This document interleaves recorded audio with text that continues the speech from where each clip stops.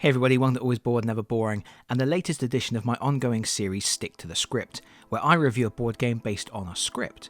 And this time, it's a brand new script, because this time, I'm reviewing Warhammer Quest Cursed City. If you like the review, do please consider leaving a like or subscribing to the channel at the end. Before I jump into this review, I should mention that Warhammer Quest is important to me. It didn't save my life or anything dramatic like that, but it's almost always been a part of my life. I cut my teeth on the dungeon crawling genre with Hero Quest, and that game will always hold a special place in my heart, but it was Warhammer Quest in 1995 that helped me through tough times at school, times when I felt left out and isolated. I didn't have a lot of friends and I struggled in social situations. I was nerdy but not really nerdy, studious but not clever, and mediocre at best in sporting events. So I never felt like I fitted in anywhere. Anywhere other than the old world, that is. I spent hours adventuring in those bleak lands with my few friends, and those were good times. Fast forwarding a bit, and I say a bit because it doesn't make me feel quite as old, when Games Workshop announced the release of Silver Tower, I could not have been more excited. Sadly, the day before my birthday when I was due to receive that game as a gift from my wife, we suffered a family tragedy. It was an incredibly trying experience, and I could feel myself becoming disassociated with the world as I fell apart. It was finally opening my copy of Silver Tower, at the behest of my daughter, that brought me out of it. Putting the little plastic miniatures together helped me to put myself back together, because hobbies are awesome like that.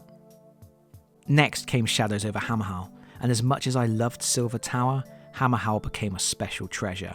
It opened up the world of the Age of Sigmar to me. It helped me to appreciate the setting on a deeper level than I'd been able to before. It helped it to feel like the old world, like that safe place where I had spent my childhood playing, like home. Hammerhal would undoubtedly stand as my favourite Warhammer Quest if it wasn't for the omission of a solo and co-op mode and the lack of support from Games Workshop. Of course, Blackstone Fortress followed, the culmination of everything the previous two modern Quest games had brought us. There's nothing to say about Blackstone Fortress that I haven't already said, other than, to an extent, I owe my channel to it. I created so much content for the game, and so many of my subscribers came to see that content. It's hard to imagine my channel would be half the size without it. This channel has become important to me for various reasons, and Warhammer Quest is woven into the very fabric of it, just like it's woven into the fabric of my life. And why do I even mention this? Because my expectations were high. Cursed City was something to get excited about from the moment the details started to drop. A dark fantasy horror theme, an evolution of Blackstone Fortress's gameplay, but with a healthy dose of elements from the Shadows over Hammerhal game that was so underappreciated and so carelessly abandoned. This had all the hallmarks of a slam dunk, my new favourite entry into the series. Yeah, I was hyped. And then it arrived. I spent 2 evenings assembling the miniatures, I ingested the rules book, I set up my first quest, the quest they tell you to start the game with to learn how to play, and I had one of my worst gaming experiences in years. I had an experience so bad that halfway through the game, I put my head in my hands and stared at the board in disbelief and said, "What the heck have you done?" Well, that's not quite true. I may have used a different 4-letter word than heck. But I'm getting ahead of myself here. Let's back up for a moment and briefly run through what Cursed City is. Cursed City is, just to be clear, a Games Workshop game, so it comes with miniatures you need to assemble, and maybe even paint. Heroes are in an off-white bones sort of colour and everything else is a drab grey. The miniatures are designed to push fit together without glue, but you will still need to clip them out of sprues and spend a good amount of time assembling everything. This isn't the kind of game you can crack open and play. The miniatures are fantastic, except for those zombies. I really don't like those zombies. But if assembling miniatures isn't your thing, it's going to be a significant barrier to entry. Perhaps almost as much of a barrier as the £125 recommended retail price, or the fact it's already becoming increasingly hard to find a copy in stores. Besides the miniatures, you get a bunch of different cards in different sizes, handfuls of tokens, and a thick wedge of map tiles for creating the doomed city of Ulfenkarn. It's pretty much everything you would expect to find in a dungeon crawler type of game, except maybe furniture and doors, and art on the item cards. There's none of that here. Anyway, the most important thing is that it's very much its own game. It uses the same core engine as Blackstone Fortress, but it's as different to Blackstone Fortress as Blackstone Fortress was to Shadows over Hammerhal, and even though it ports across some elements of Shadows over Hammerhal, it doesn't feel anything like that game either. This is a pure co-op dungeon crawler. There's no option for a games master to take on the role of enemies, although it would be pretty easy to incorporate such a role if you felt the need. It's for up to 4 players, playing with exactly 4 heroes from a choice of 8. There will always be 4 heroes on the board, and trust me, you will pretty much always need them. These plucky heroes, and I use the term loosely, one of them eats corpses, are attempting to liberate the city of Ulfenkarn from the grip of a vampire lord. To do this, they need to balance 4 key elements: the level of fear in the city, the level of influence the vampire has, the amount of equipment they have, and the number of the vampire's lieutenants that are on patrol. To tackle any one of these 4 elements requires going on a specific journey. If you want to reduce influence, you go on a hunt, where you have to kill 10 champions across a fixed map. If you want to grab some loot, you go scavenging, which requires searching at least 10 times in key areas on a fixed map while fending off enemies, the twist being that the searchable areas keep moving around the board. If you want to reduce the level of fear in the city, then you have to take on a Deliverance Mission, where you race through a board that you generate in a more traditional dungeon crawling style, opening doors and laying down new map tiles as you go. As you race through the streets, you have to call out to civilians to warn them of impending doom. And that doom? Yeah, it's a massive rolling wall of wailing skulls that constantly chases you as you go. If it catches you, you're in a world of pain. Finally, once your characters have reached a specific level, they can take on a lieutenant in a decapitation mission. This starts with a Deliverance-style dash through the streets to reach the boss monster's lair, and then switches to a skirmish on a fixed map, with special rules based on which boss you are encountering. So the game unfolds over a series of journeys. You always get to pick which type of journey to take, and you need to constantly balance the most important short-term goals while working towards the ultimate objective of freeing the city from the vampire. You will constantly have to tackle hunts and deliverance journeys because the fear and influence levels are always increasing, but you will also have to occasionally let those levels increase to go scavenging for better equipment or to take down a boss. My initial impression was that this was incredibly neat, and to a certain degree I still think that. I love the sense of agency in being able to choose what challenge you face next, and I like how certain bosses are locked off from you until you reach the required level, as it gives you a strong sense of progression as the difficulty of each confrontation scales up.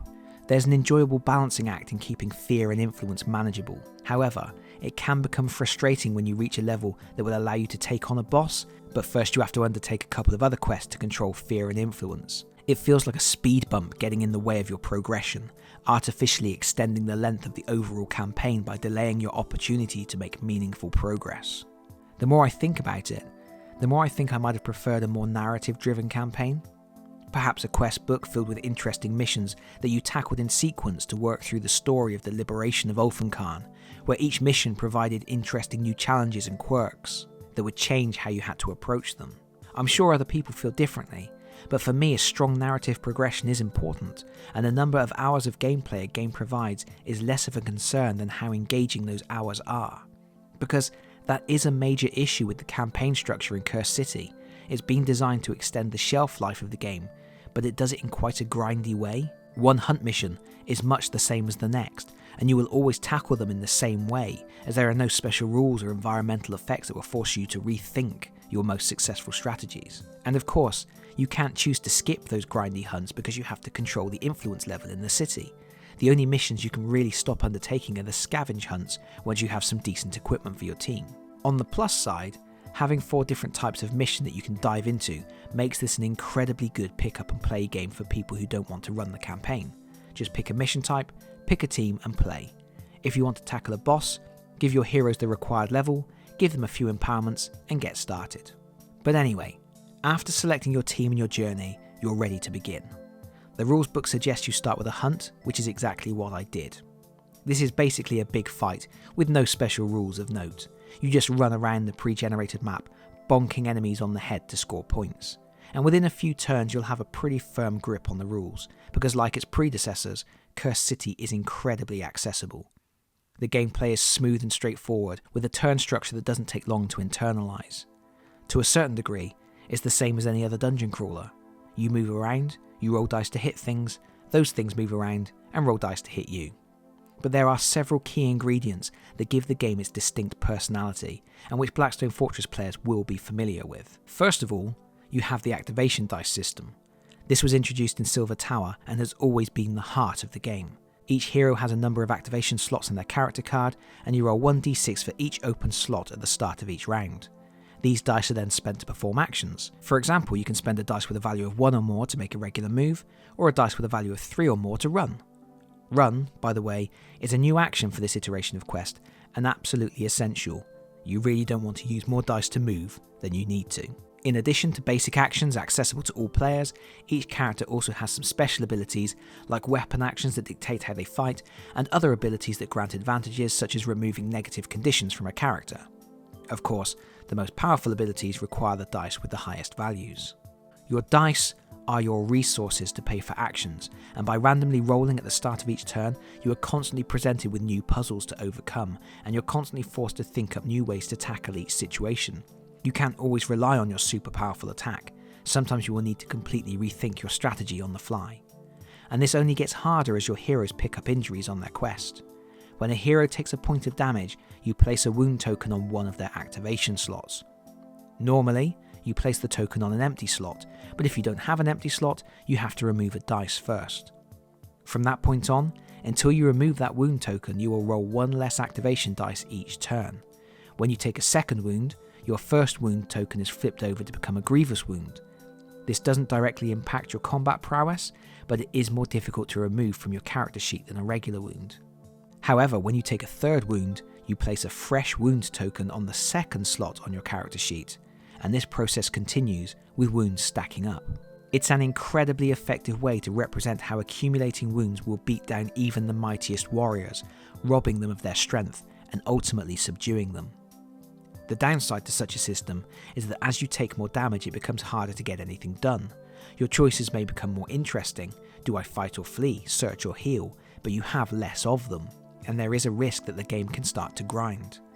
Fortunately, there are several rules to help mitigate that grind. First is the run action I've already mentioned, which enables you to travel farther while spending fewer dice. But more importantly, there is the recuperate action where you spend a dice with a value of 1 or more to attempt to heal wounds. You roll a special action dice based on your vitality statistic, and depending on your roll, you can heal some damage to get back into the action. Another way to mitigate the loss of efficiency through wounds is to spend destiny dice.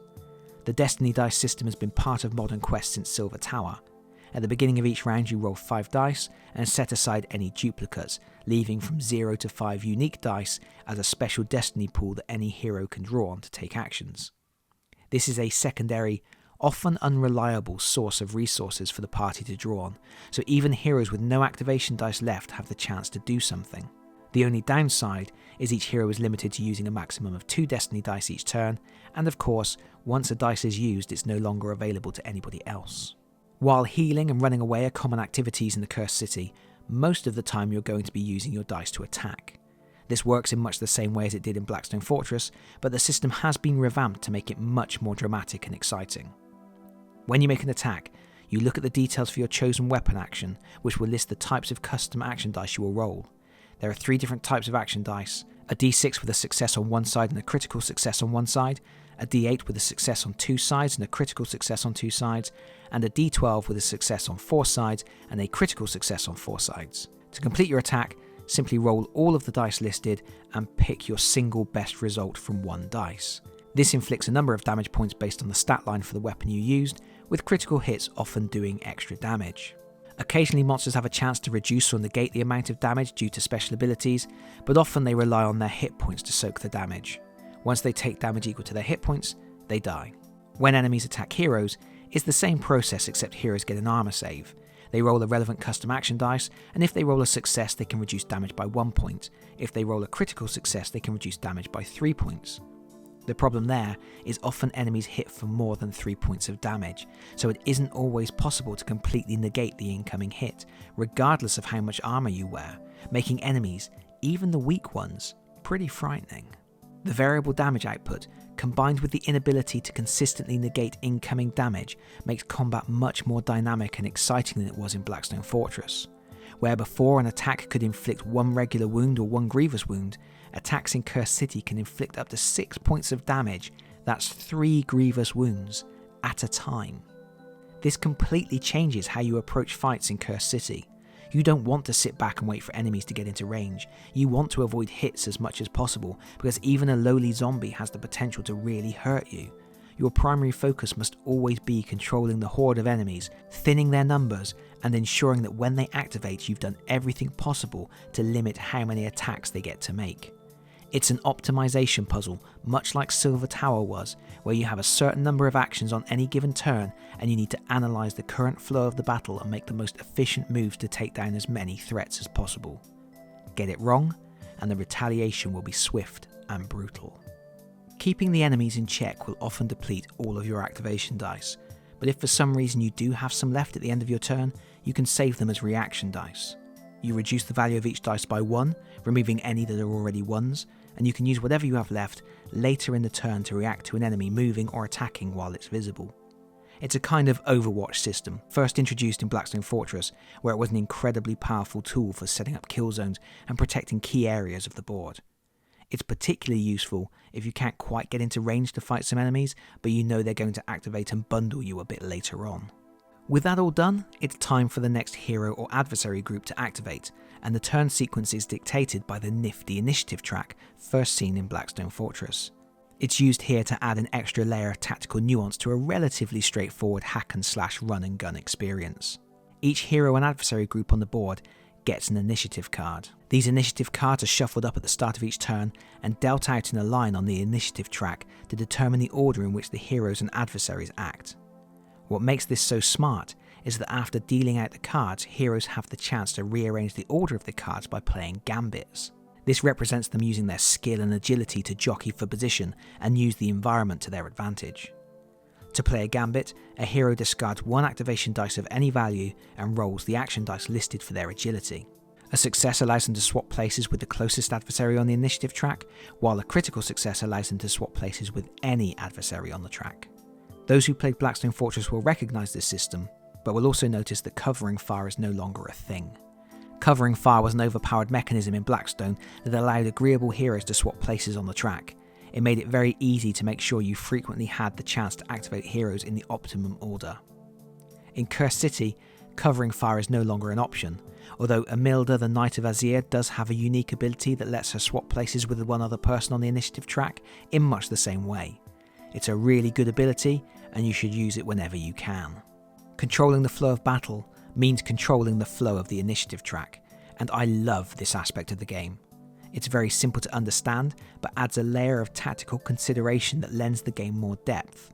It also opens up opportunities for heated debate in co-op play, makes it more difficult to play optimally, and gives you a very clear visual representation of how the turn will pan out on which to base your short-term strategies.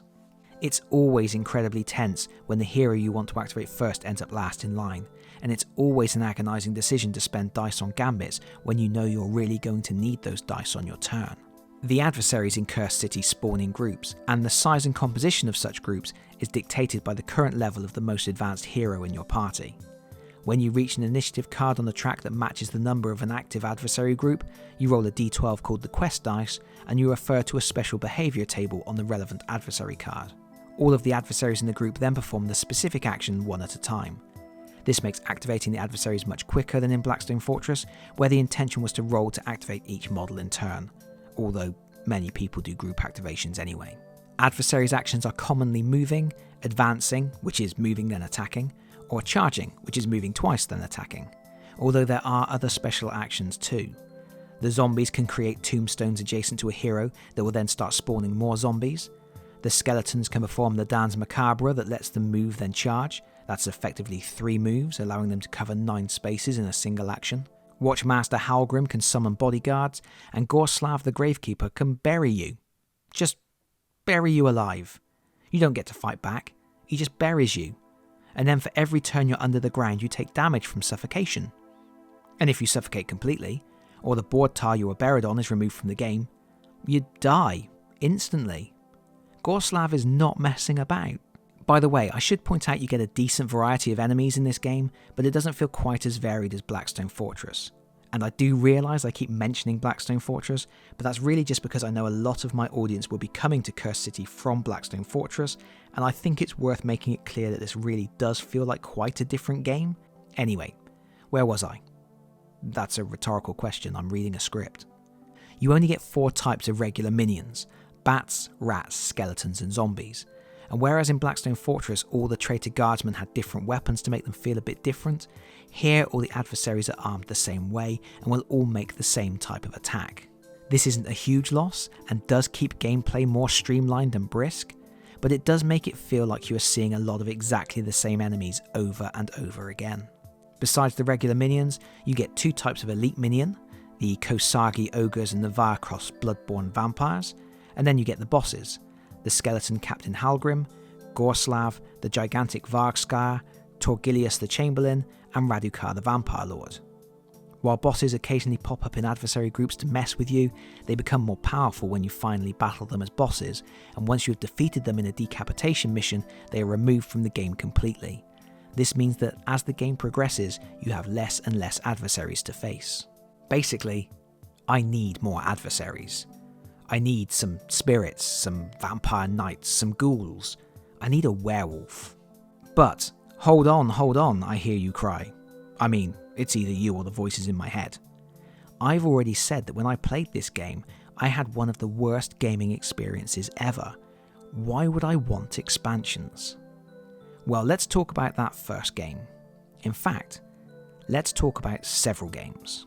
The rules book tells you to start your adventures with a basic hunt quest, where you have to kill 10 champion adversaries. Most monster groups include or comprise champions, so you just have to go out into the city and bash some heads in. I set up the battlefield, selected my team of heroes, Emilda, Dagnai, Jelson and Cleona, spawned the first group of enemies on the board, and we were on our way. We easily defeated the closest enemies. Your heroes are incredibly powerful, and when it comes to adversaries like zombies and skeletons, you can often slay them with a single hit. I quickly accrued inspiration points. You get these inspiration points in 2 ways. First, by completing personal objectives called a Path to Glory.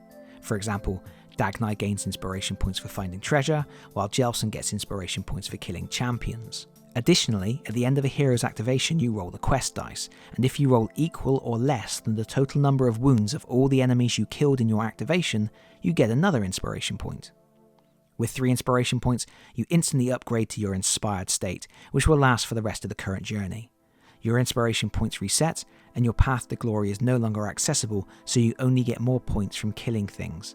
But now, you're even more powerful than you were before. You can really start tearing through those monsters. You can also spend inspiration points for things like re-rolling action dice, but I recommend you save them up to inspire first. It really helps. So, my heroes start scooping up inspiration points. I'm playing really well, and I wipe most of the monsters from the board. By the end of turn 1, some of my heroes are already inspired. When the monsters activate, they close the distance pretty rapidly. It feels quicker to traverse the map than it did in Blackstone Fortress, and when you've got bats and vampires charging 10 spaces a turn, zombies spawning right next to you, and characters like Halgrim giving extra activations to adversaries on the board, you really have very few places to hide. In fact, movement and distance is key to this game. They've made the environments much more cramped. Many rooms are just a few spaces wide or long, and in most cases you can only fit one hero or one adversary in a space. Only the little enemies like bats, skeletons and zombies can fit 2 to a space, and that's just so more of them can cram in to hit you. Hunkering down behind cover isn't an option here, because there is no cover. None of the boards have any kind of blocking or hindering terrain. If you want to stay out of harm's way, you have to use the rooms themselves, because line of sight and targeting has reverted back to the style used in Shadows Over Hammerhal. That means you can see anything on the board tile you're standing in. You can also see everything on an adjacent map tile if you're standing adjacent to a door leading to that tile, in which case anything on that map tile can see you too.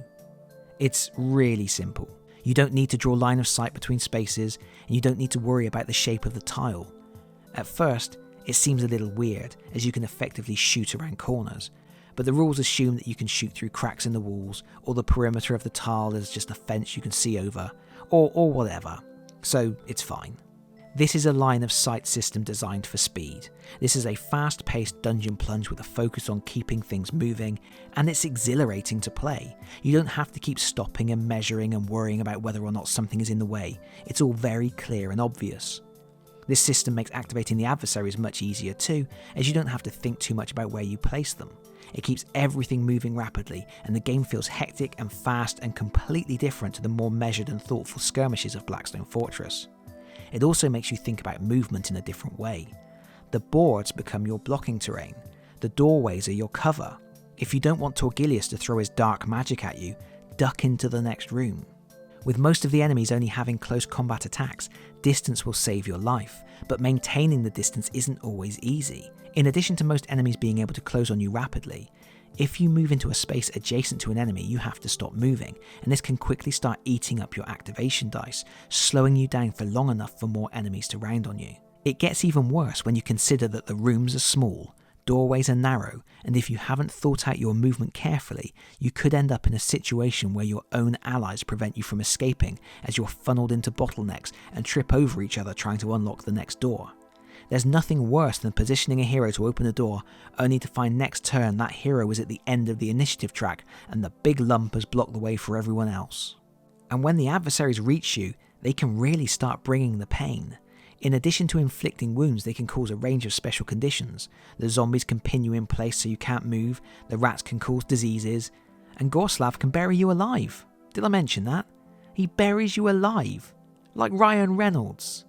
You have to spend 2 dice with a value of 6 to get out, or someone else has to, so they can dig you out. Doesn't that sound amazing?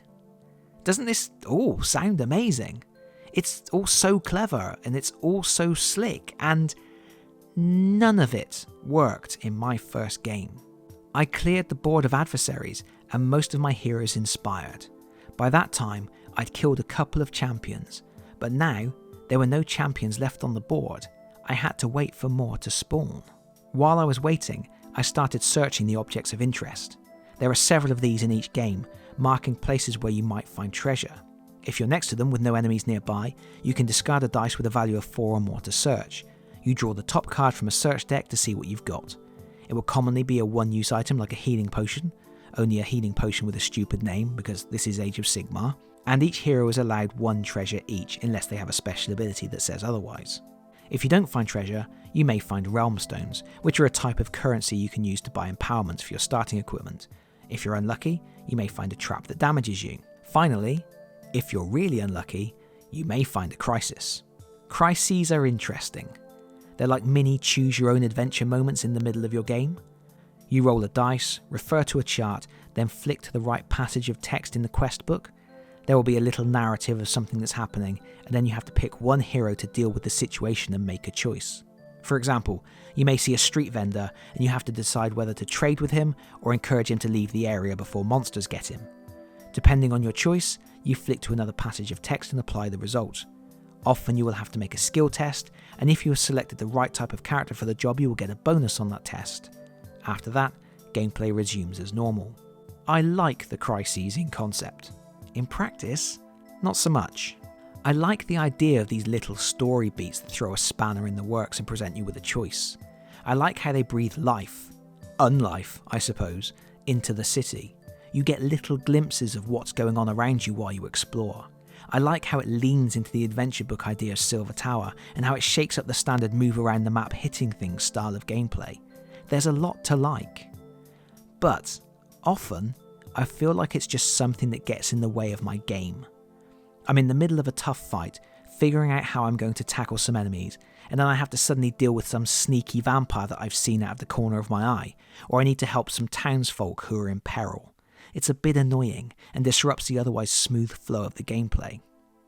It also doesn't make a lot of sense when a Stormcast Eternal pops up in a little side encounter, or a street vendor rolls his cart into the middle of your battlefield. And there's also only a few crises for each type of journey, which means it won't be long until you start seeing repeats. And Games Workshop went and printed all those crises in the middle of the quest book, which isn't convenient. A separate crises book with a lot more events in it would have been better. But for all that, I do think the crises are a good idea, and I do like how they add a little dash of flavour. They certainly aren't the reason I had a bad experience in my first game of Cursed City, that's for sure. Speaking of which, I've cleared the board of monsters, most of my heroes are inspired, and I'm searching objects of interest. Normally, when you find a treasure or a realm stone, the object vanishes, and that means in a hunt mission, you can usually only search 4 times without relying on inspiration points or special abilities. And then, you're out of things to do. No monsters on the board to fight, no objects to explore, and no doors to open to reveal new locations because it's a pre-generated map. I literally had nothing to do. I just had to wait for new enemies to spawn. Now, the way that enemies arrive in the game is pretty neat and very simple, but it's one of those simple rules that sounds fiddly when you try to explain it. Here goes anyway. Each adversary group on the board is tied to a specific number, and when you reach the initiative card with the matching number on the initiative track, that group activates. Normally you would roll for a behaviour at that point, but if only a third of the group is still alive, the survivors will each take a weapon action and then run away. You have successfully driven off that group. You remove the rest of the models from the board, and you remove the group's encounter card from the initiative track. You then draw a new encounter card and place it face down. The next time that number turns up in the initiative track, you reveal the new card, and you spawn the relevant adversaries following the rules for your particular journey.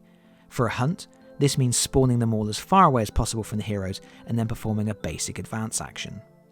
In this way, you constantly churn through different adversary groups. It's very cool in theory.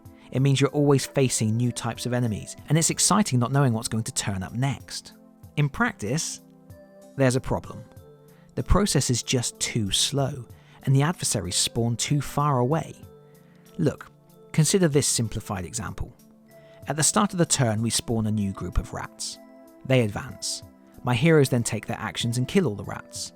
We place the rats on the encounter card to keep track of how many are dead. The turn ends. A new turn starts and the initiative card for that rat group is now at the end of the track. We play out the turn, waiting, twiddling our thumbs because there's nothing to fight. It finally gets to the rat's initiative card. We check to see if they're driven off, and indeed they are because they're already dead. So we remove that card and place a new card face down. And that's it. A new turn starts. We shuffle the initiative track, and the initiative card for that group is at the end again. We wait another whole round to spawn that group. They arrive on the board as far away as they can possibly be placed, and then they make a basic advance action. Oh look, zombies. They move 2 spaces when they advance. Next turn, they might shamble a bit closer and we can kill them. And then we're back to waiting. It's a completely flawed system. There are never enough new enemies coming all at once to put you under any pressure. They drift in lazily a few at a time, and you can generally clear them out and heal up before the next batch arrive. By around the 3rd turn of the game, I'd positioned all of my heroes in the centre of the board, and there they waited.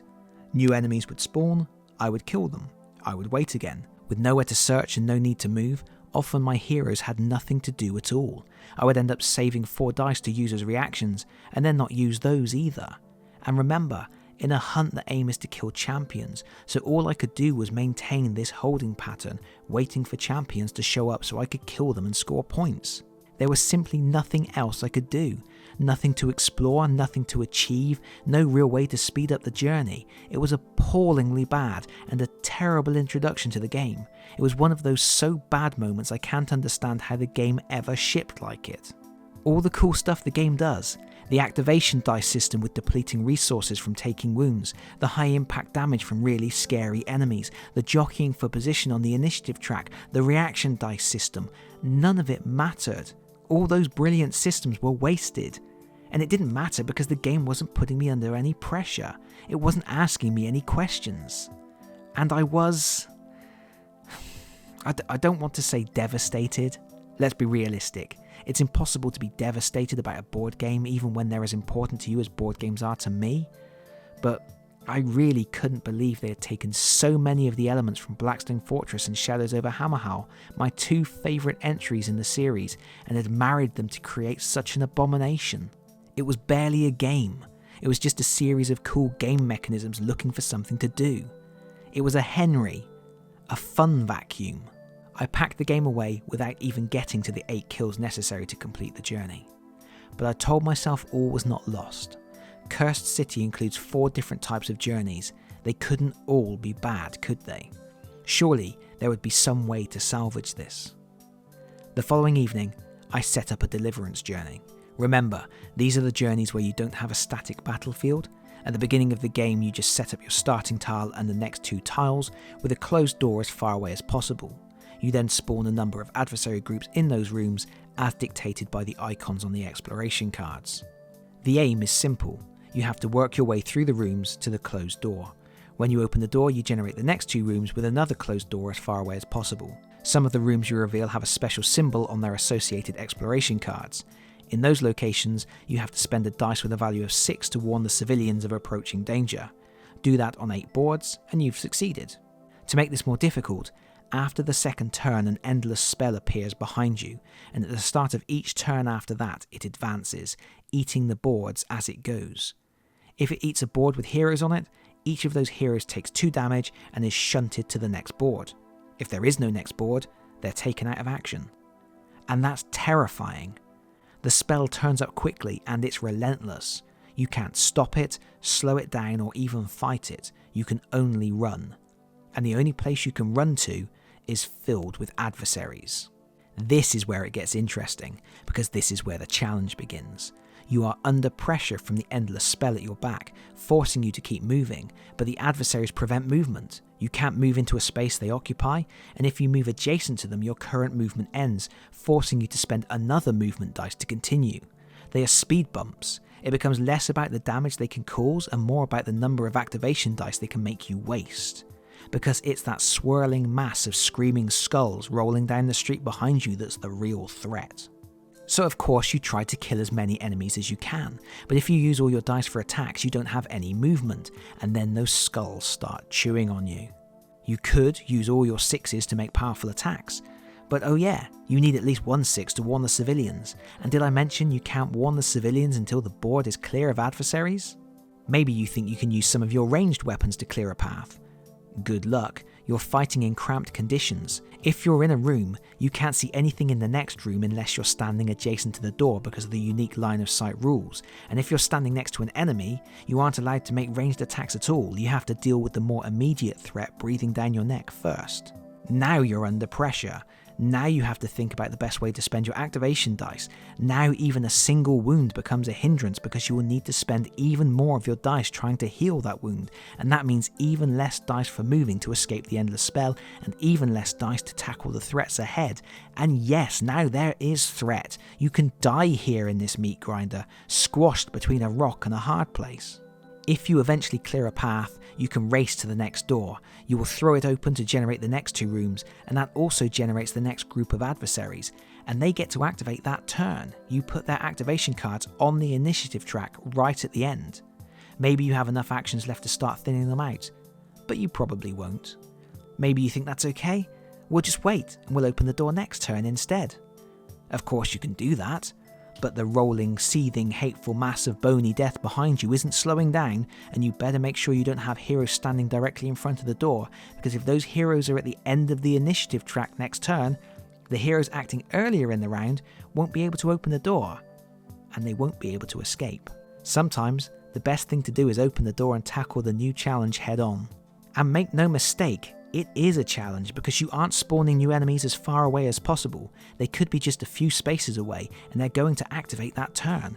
They will bundle you. They may even block up the doorway, making it impossible for you to break through to escape the clutching, grasping skeletal hands clawing at your back. And because all this is going on, the game demands you make tough choices. It forces you to sometimes make suboptimal moves. You don't have the luxury of taking a breather. Suddenly, all those elements that are so special about the game click into place. Using gambits to rearrange the initiative track, but knowing full well every dice you spend doing it is a dice you can't use to outrun your death. Choosing between healing and running, agonising over whether to keep an inspiration point to inspire next turn, or use it now for a vital reroll. Watching your activations slowly diminish as you limp through Ulfenkarn's festering alleyways. It's amazing. This is where Cursed City comes to life. Unlife. Oh, I already did that joke. In my Deliverance Journey, I quickly picked up a few wounds and they became niggling injuries that pained me for the rest of the gauntlet. There was an incredibly tense moment on a narrow stairway where the bats kept making their defense rolls and I just couldn't break through. I could hear the gnashing of teeth as the endless spell inexorably approached. By the time I had warned the 8th civilian, I had one hero with 4 grievous wounds, another on 3, and the other heroes had a few wounds each. We were battered and bloodied, but we won. 2 of my heroes had almost died, but we had pulled through. I worked hard, I thought carefully about how to use my dice, I sweated through the tense moments, I thanked the designers for giving Imelda the power to swap places on the initiative track as a special ability. I was frustrated when I didn't get the rolls I needed, I cheered and punched the air when something went my way, and I won, and it felt like winning. It felt earned. And suddenly I was excited about Cursed City again. I decided I wanted to try out a decapitation journey, so I grabbed the 4 heroes I hadn't used up to that point, I leveled them all to level 1, and we took on the Vargskar boss fight. These boss fights start with a short deliverance run, where you just have to make it through 8 map tiles without getting eaten by the endless spell, and that, apparently, proved difficult for my new team. I guess this might be a good time to talk about heroes. They are not all created equal. This is pretty much standard fare for Games Workshop, who don't really care about little things like balance. They have an idea for a character and give them abilities and stats to reflect that idea, and they really don't care if one is better than another. And to be honest, neither do I really. I'm always going to pick the characters I think are the coolest, even if they always get a beating. Glario. I mean, some of the heroes are amazing. Jelson Darek the Vampire Hunter is awesome, and so is Cleona and Dagnai. In fact, Cleona is pretty much an essential part of any team. She can stun enemies at range, an ability that allowed me to pull success from the Jewels of Defeat in one particular game that would have otherwise ended with a total party kill, and she's the only character capable of easily removing status effects such as Diseased. Don't ever leave home without her. Imelda the Knight is a workhorse, but she's really boring to play. I think she's almost essential for her ability to control the initiative track and resist status effects, but she really only has one thing she can do on a turn, and that's hit things with a sword. She has a special ability that allows her to hit more things with a sword, but that's about as exciting as she gets. Dagnai is by far the most interesting character. He can tank attacks, but he also has a harpoon that allows him to drag enemies across the map or search objects of interest from range. He also inspires incredibly quickly and easily and has massive damage output. But for this particular journey, I didn't have Dagnai, or Jelson, or even Imelda. I had the B team. We encountered a Kosagi in the very first room, who was just hanging out with Gorslav.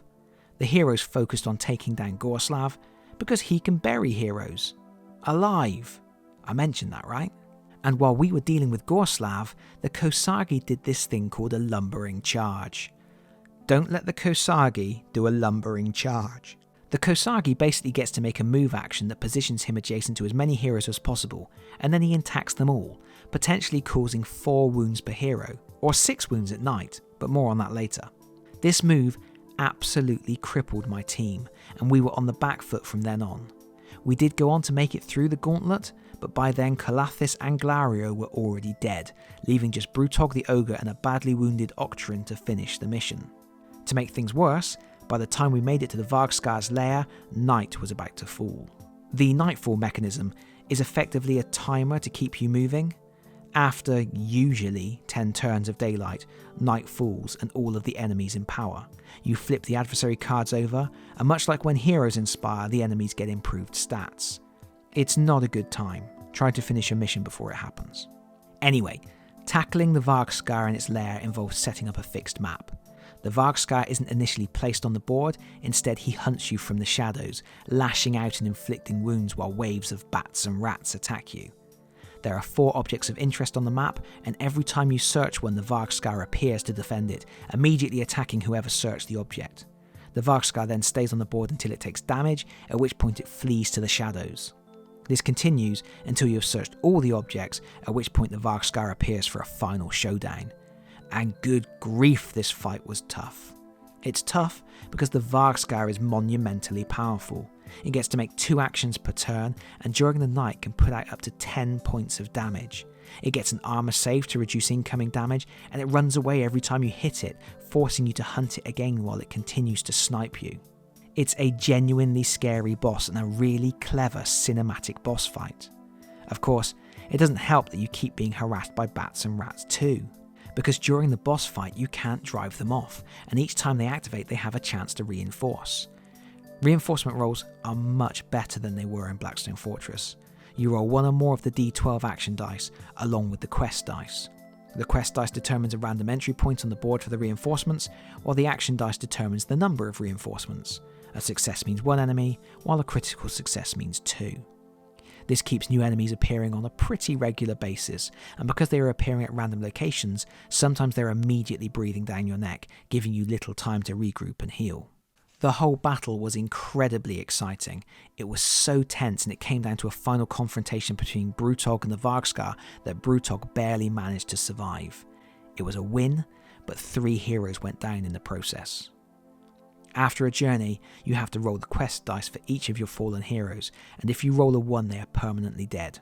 Fortunately, everyone made their rolls, but it was hardly a glorious victory. At this point, I had played 3 games. They had all been different, involving different rules, but one had been a terrible bore, while the other 2 had been tense and exciting, going right down to the wire. I started to think more about why that was, but it's pretty obvious. In a Deliverance or Decapitation mission, you have to run the gauntlet against the endless spell. This is pure drama, a really gripping experience where you're always one wrong move from disaster, and you have to run headfirst into the enemies rather than running away from them.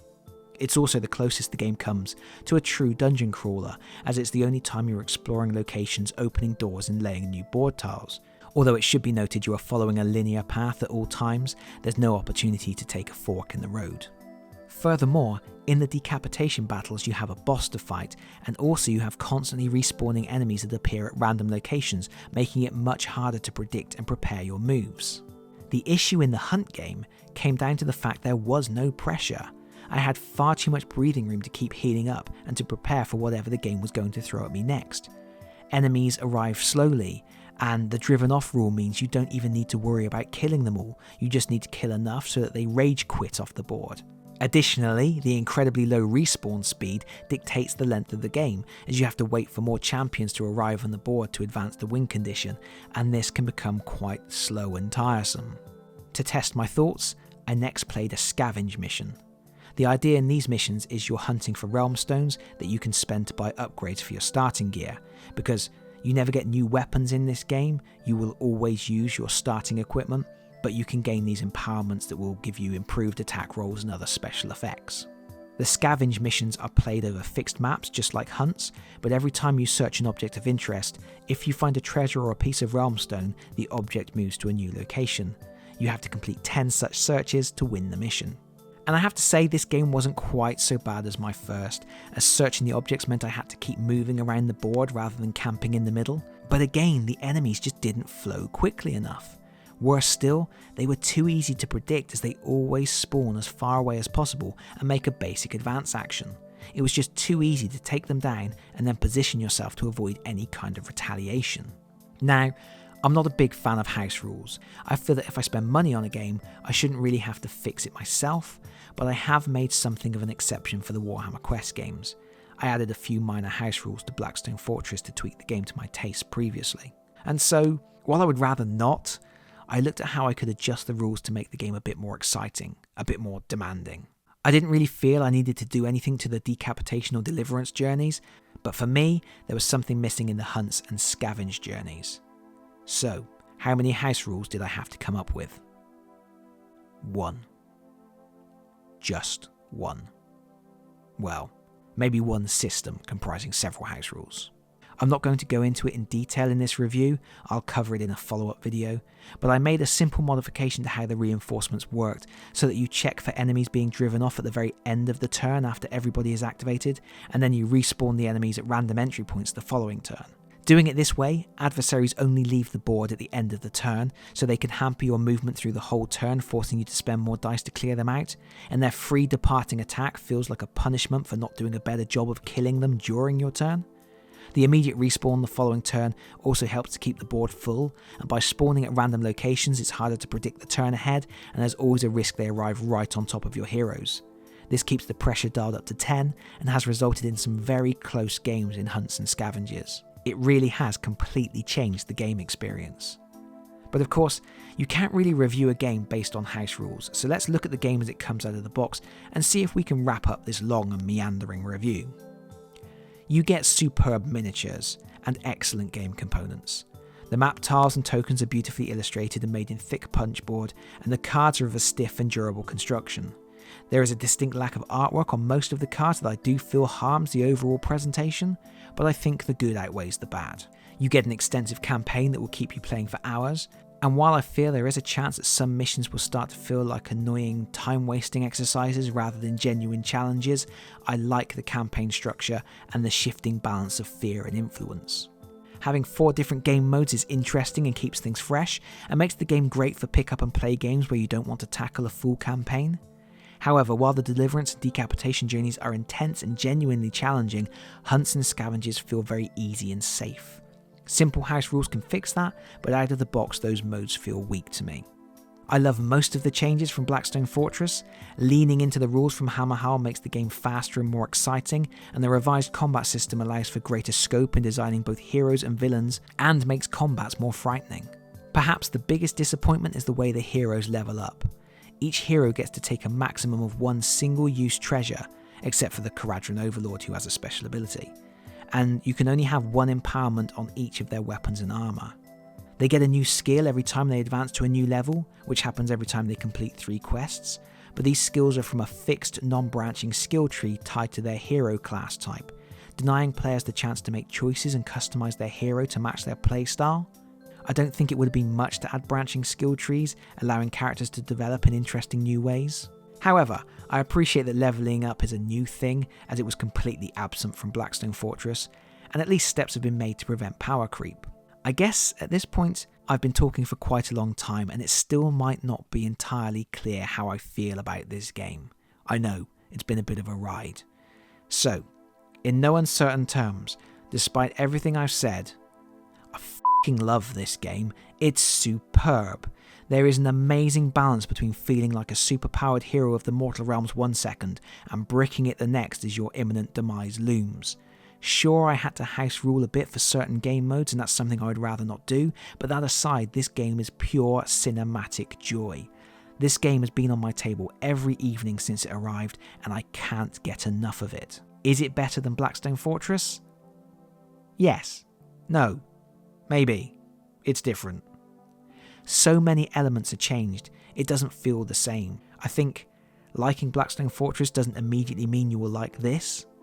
This is a fast-paced adventure game with a fluid style of movement and combat that keeps everything in flux, while Blackstone was much more of a tactical skirmish game with a group of soldiers dropped behind enemy lines. But for me, I think, yes, this beats Blackstone Fortress.